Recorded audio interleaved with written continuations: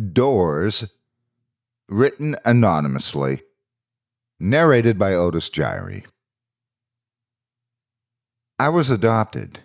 I never really knew my real mother. Rather, I knew her at one time, but I left her side when I was too little to be able to remember. I loved my adopted family, though. They were so kind to me. I ate well, lived in a warm and comfortable house, and I got to stay up pretty late. Let me tell you about my family real fast. First, there was my mother. I never called her Mom or anything like that. I just called her by her first name, Janice. She didn't mind at all, though. I called her that for so long, I don't think she even noticed. Anyhow, she was a very kind woman. I think that she is the one who recommended my adoption in the first place. Sometimes I would lay my head against her in front of the television, and she would tickle my back with her nails. She is one of those Hollywood mothers. Second, there's Dad.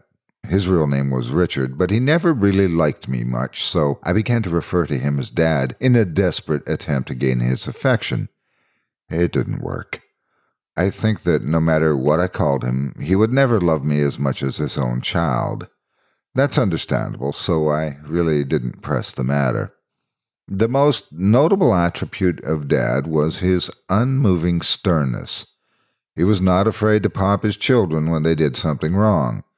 I found that out before I could use the restroom properly. He did not hesitate to spank me. Well, I'm in line, and it's because of his methods. Lastly is my sister. Little Emily was real young when I was adopted. So we were about the same age, but she was slightly older.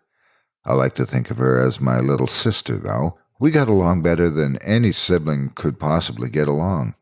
We would always stay up late together and just talk. Well, she did a lot of the talking. I mostly just listened because I loved her. It was a great setup that we had. We were short on bedrooms, so because I didn't want to sleep in the living room by myself when I was littler, I had a pallet set up for me next to her bed on the floor. And this is where I've slept since. But it was cool with me because I enjoyed being with her, and I had always felt pretty protective of my little sis. Everything changed on a horrible Wednesday night.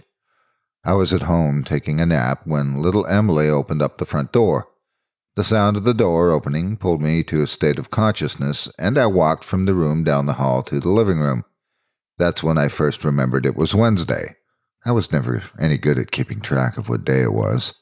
Actually, I'll just go ahead and say it. My sense of time was horrible. But nonetheless, I knew it was Wednesday because Emily had just come home from her church youth group's gathering. She walked in the front door and hugged me, and then was followed in by Dad and Janice. "Have a good nap," Janice said teasingly as she ruffled up my hair. I just shook my head away and snorted in a manner that clearly expressed that I was teasing back with her. "Don't you snort at your mother like that," said my father, gruffly, with authority. He shut the door behind him and hung up his coat. "I was clearly joking," I growled under my breath. He must not have heard me because I didn't feel him smack me. Emily then proceeded to our room and I followed. She started telling me about her day. You know, the usual teenage girl stuff, but I listened so that she would feel better. After her summary, she suggested watching TV, and I obliged and jumped onto the couch as she was going for the remote. She rolled her eyes at my little brother-like immaturity and scooted me over and sat down. The TV turned on, and we watched it together until the sun went down. Emily was the kind of girl that, instead of watching cartoons and soap operas, would rather watch Discovery and Animal Planet in Natural Geographic. I liked those too, so I didn't mind. Actually, those were the only channels that can hold my attention. So it got late, and Janice walked up behind the sofa. "Emily, it's past your bedtime. Turn off the television and go to your room. You too," she pointed at me. Emily turned off the program we were watching grudgingly and stood up. She started down the hallway to our room. As I followed, I couldn't shake the feeling that something wasn't right. We went into our room, and Emily turned off the light. Just as she did, I caught a flash of movement out of the corner of my eye. It was out the window, but as soon as I redirected my line of sight to where the window was, no longer in my peripheral vision, What it was that I thought I saw was gone. I still remained alert, for my sister's sake.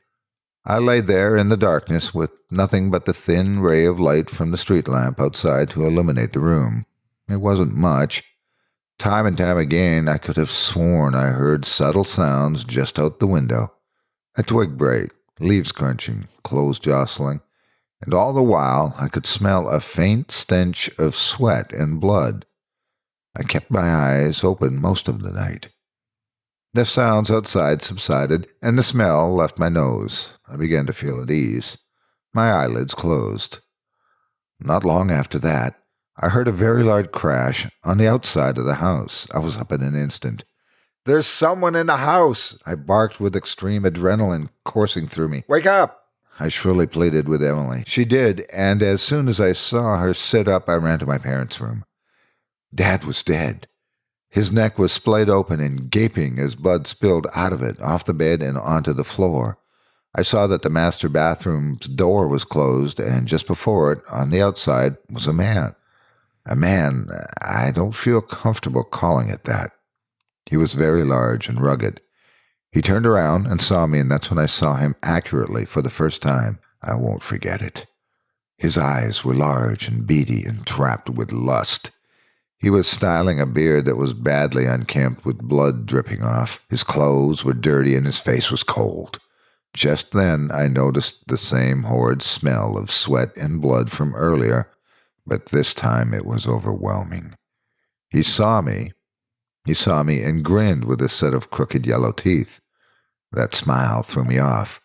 I thought that I was going to die, but then he turned back to the bathroom door completely unperturbed by my presence. I was terrified and did not know what to do.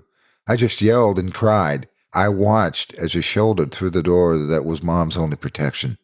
I watched as he raised the large razor that he was carrying but had obviously neglected to use properly. I watched as he sliced her open and tore her to shreds. I then heard something, the last thing I wanted to hear. It was Emily's scream coming from behind me.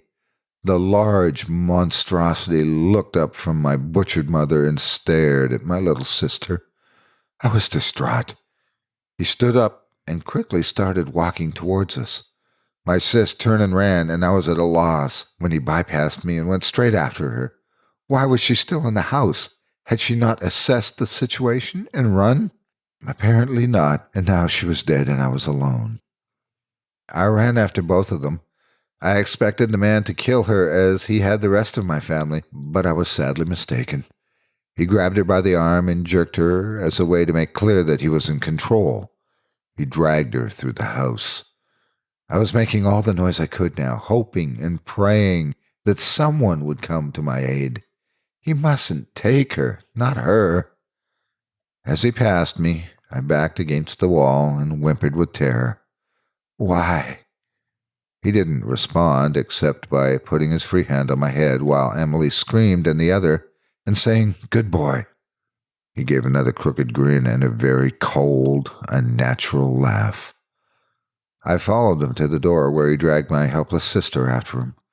He opened it, pulled her out, and slammed it shut behind him. I'm now sitting in a house with my mutilated adopted parents, shivering and whimpering with dismay. He's out there with her, doing who knows what with her, and I can't do anything. I would if I could, but I can't. I would chase after him in a heartbeat, but I can't. I sit here, looking at the front door. I look down at my paws. If only I could open doors.